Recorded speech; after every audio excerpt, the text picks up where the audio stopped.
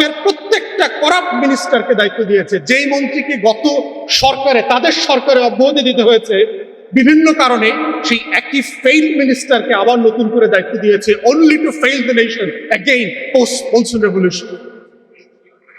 তো এই দুইটা কাঠামোর জায়গা থেকে টোটাল আমাদের জ্বালানি, বিদ্যুৎ এগুলোকে নিয়ে নতুন তর্কটা তোলা দরকার।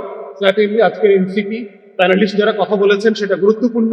আমরা আমাদের প্যানেলিস্টদের কাছ থেকে শিখতে চাই, বুঝতে চাই রাজনৈতিক কর্মী আকারে যে এই কাঠামোর ভিতরে নতুন শক্ত আমরা কিভাবে তৈরি করতে পারি। গ্লোবাল সাউথের একটি নিউ কন্ডিশন দরকার। আমি তার চাপিয়ে দেওয়ার সত্ত্বে তো আমি নেগোসিয়েট করতে পারবো না, because they already have the upper hand for the negotiation. আমি ওই তর্কতে জড়ায় গেলে যেভাবে দেখবেন আজকের ৭২-এর সংবিধানে ২৪কে ঢুকায় দিয়ে আমাদেরকে জিজ্ঞেস করে কাজটা ঠিক আছে। মানে আপনি দেখবেন পুরো আওয়ামী ফ্রেমে ৭১ মুক্তিযুদ্ধ, ৭২-এর একটা ফাউল কনস্টিটিউশন দুইটাকে একসাথে করে ফেলছে। সো তুমি এটা মানো না, তুমি কিছুই নাই না এই রাষ্ট্রে। সো এই ফ্রেমে চক্র থেকে যেভাবে আমরা মনসুন আপরাইজিংকে বের করে নিয়ে আসতে চাচ্ছি, ঠিক ইকুয়ালি সভরেন্টির জায়গা থেকে, আমার রিপাবলিকের ইন্টারেস্টের জায়গা থেকে এই জ্বালানির তর্কটাকে বের করে নিয়ে আসতে, যে আমরা যখন জ্বালানি নিয়ে কথা বলি, মোটা দাগে কথা বলি, আমার কয় লিটার তেল আছে, কয় ব্যারেল গ্যাস আছে, এইটা কোন জায়গায় আসে, কোন জায়গা থেকে কিনতেছি, কোন জায়গায় বেচতেছি, কোথায় চুরিতে আমার ইনতেছে, লাইন বসাইতেছি কিনা, তার টানতেছি কিনা, এবং এই রিলেটেড আর কি। কিন্তু এটার একটা বিগার কোশ্চেন দেখেন, আপনারা নোটিস করেছেন কিনা যে এই বছর জানুয়ারি মাসে বার্লিন ইলেকট্রিসিটিতে একটা আর্সন অ্যাটাক হয়েছে। জার্মানির সরকার ধারণা করছে ইটস এ স্যাবোটাজ। আমার মনে আছে আমরা তখন পড়াশোনা করছি বাইরে, আমেরিকার নর্থ ইস্টে সাডেনলি একটা ব্ল্যাক আউট হয়ে গেল, পুরো আমেরিকার নর্থ ইস্ট কারেন্ট চলে গেছে। পরে খবর নিয়ে জানা গেল যে চায়না এবং নর্থ কোরিয়ার সাইবার আইটি টিম যারা আছে তারা সেইটা সিস্টেমে ঢুকে ভাইরাস ইনফেক্ট করে দিয়েছে, পুরো সিস্টেম কলাপস করে গেছে।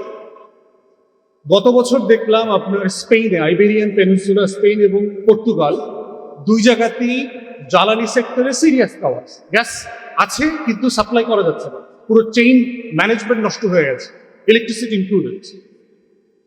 তাহলে এখন চিন্তা করে দেখেন যে আমাদের মন্ত্রী state and how the political sovereignty translates into the statecraft।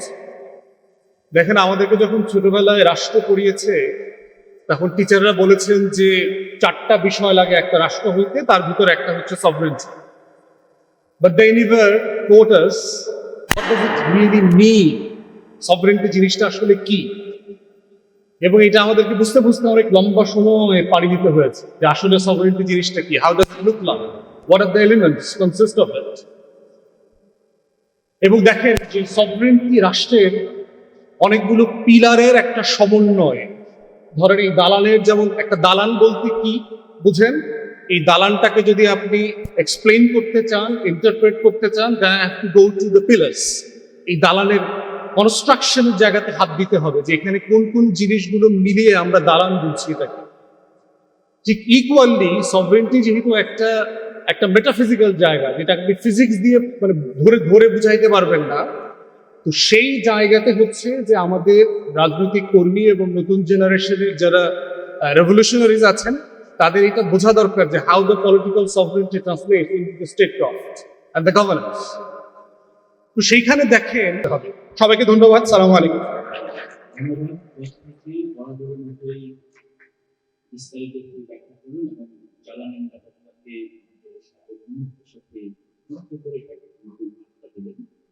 আমি আমার